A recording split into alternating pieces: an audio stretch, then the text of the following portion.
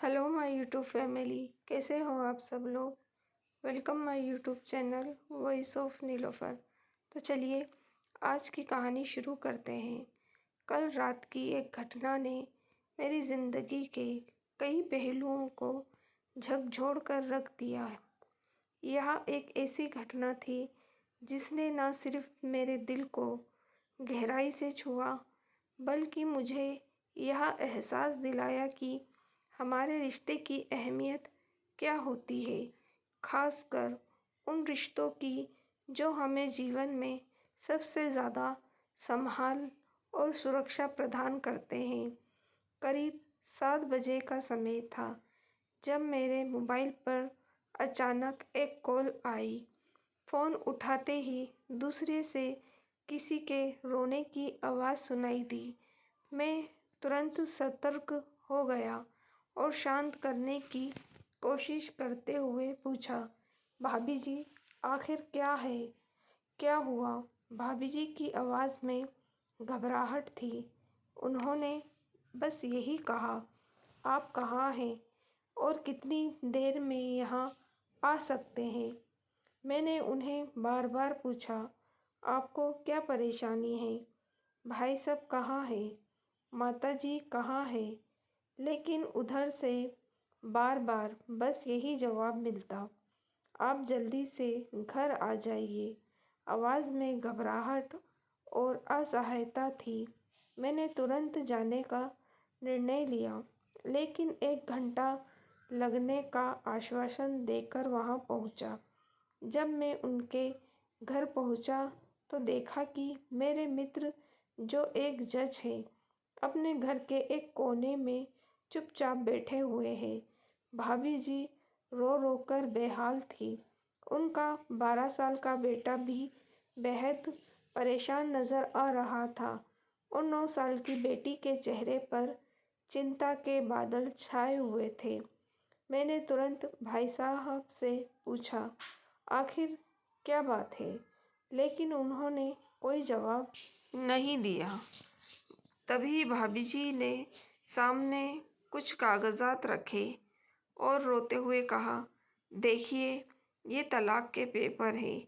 ये कोर्ट से तैयार करवा के लाए हैं और मुझे तलाक देना चाहते हैं। मैंने हैरानी से पूछा, यह कैसे हो सकता है।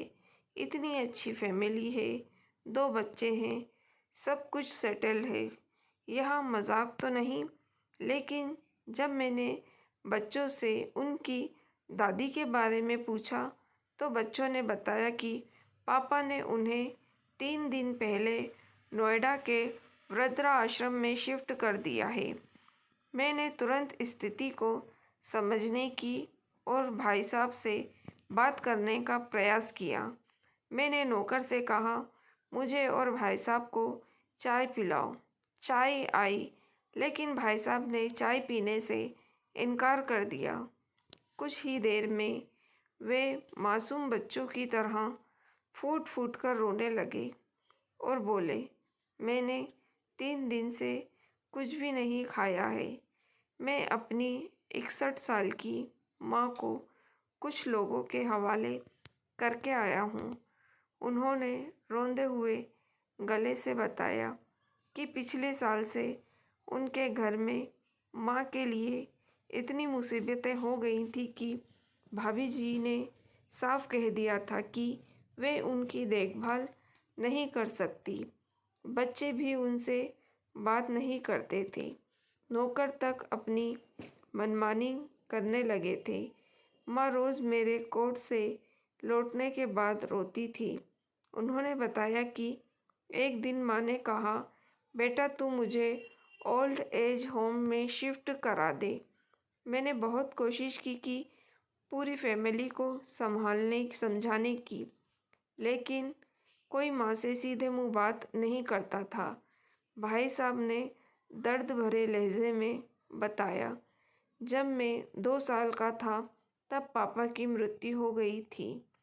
माँ ने दूसरों के घरों में काम करके मुझे पढ़ाया और इस काबिल बनाया कि आज मैं जज हूँ। लोग कहते हैं कि माँ कभी दूसरों के घर में काम करते वक्त मुझे अकेला नहीं छोड़ती थी। उस माँ को मैं ओल्ड एज होम में शिफ्ट करा के आया हूँ। पिछले 3 दिनों से मैं अपनी माँ के एक एक दुख को याद करके तड़प रहा हूँ, जो उसने केवल मेरे लिए उठाए थे। उन्होंने और भी बहुत कुछ बताया, जिसमें माँ का संघर्ष, उसका त्याग और उसकी असीमित ममता शामिल थी। भाई साहब की बातों ने मुझे गहराई से झकझोर दिया। वे लगातार रो रहे थे और बार बार कह रहे थे, जब ऐसी माँ के हम नहीं हो सके तो हम अपने बीवी और बच्चों के क्या होंगे। हम जिनके शरीर के टुकड़े हैं, आज हम उनको ऐसे लोगों के हवाले कर आए जो उनकी आदत, उनकी बीमारी, उनके बारे में कुछ भी नहीं जानते। रात के 12:30 बज गए थे और मैं भाभी जी के चेहरे पर प्रायश्चित और गालिन के भाव देख सकता था।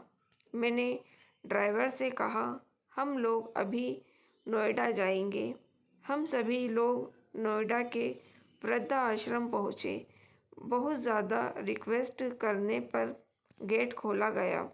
भाई साहब ने गेट कीपर के पैर पकड़ लिए और कहा, मेरी माँ है, मैं उसे लेने आया हूँ। गेट कीपर ने पूछा, आप क्या करते हैं? भाई साहब ने जवाब दिया, मैं जज हूँ। गेट कीपर ने कहा, जहाँ सारे सबूत सामने हैं, तब तो आप अपनी माँ के साथ न्याय नहीं कर पाए और औरों के साथ क्या न्याय करते होंगे। साहब, यह सुनकर हमारे दिल में और भी दर्द भर गया।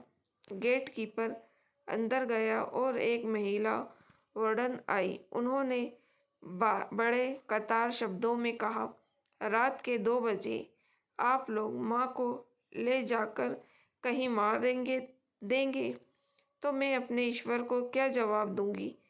मैंने सिस्टर को विश्वास दिलाया कि हम लोग बहुत बड़े पश्चाताप में जी रहे हैं। अतः वह हमें माँ के कमरे में ले गई। कमरे में जो दृश्य था उसे शब्दों में बयान करना मुश्किल था। माँ के बगल में एक फ़ोटो थी जिसमें पूरी फैमिली थी और माँ ने उसे ऐसे सहेजा हुआ था जैसे वह उसकी आखिरी पूंजी हो। जब हमने माँ को बताया कि हम लोग उन्हें लेने आए हैं तो पूरी फैमिली एक दूसरे को पकड़कर रोने लगी। आसपास के अन्य बुजुर्ग भी जाग गए थे और उनकी आंखें भी नम थीं। कुछ समय बाद चलने की तैयारी हुई और पूरे आश्रम के लोग हमें विदा देने बाहर तक आए। रास्ते में भाई साहब और माताजी अपने पुराने रिश्ते की गर्मी को फिर से महसूस कर रहे थे। घर पहुंचते पहुंचते 3:45 हो गए। भाभी जी अब समझ चुकी थी कि परिवार की खुशियों की असली चाबी कहाँ है। मैं वापस चल पड़ा, लेकिन रास्ते भर वो सारे दृश्य मेरी आंखों के सामने घूमते रहे। माँ केवल माँ है, उसे मरने से पहले मत मारो। माँ हमारी ताकत है, उसे बेसहारा ना होने दें। अगर वहाँ कमज़ोर हो गई तो हमारी संस्कृति की रीढ़ कमज़ोर हो जाएगी। अगर आपकी परिचित किसी परिवार में ऐसी कोई समस्या हो तो उन्हें यह ज़रूर पढ़ाएं, यह बात को प्रभावी ढंग से समझाएं। कुछ भी करें, लेकिन हमारी जननी को बेसहारा और बेघर ना होने दें। अगर माँ की आंखों से आंसू गिर गए तो यह कर्ज कई जन्मों तक रहेगा।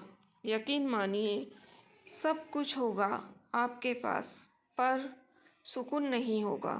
सुकून केवल माँ के आंचल में होता है। उस आंचल को बिखेरने मत देना। तो दोस्तों, कैसी लगी आपको कहानी? लाइक और कमेंट करके ज़रूर बताइएगा। मेरी वीडियो को शेयर करना ना भूलिएगा। मेरे चैनल वॉइस ऑफ नीलोफर को भी सब्सक्राइब ज़रूर कीजिएगा। Thank you for watching.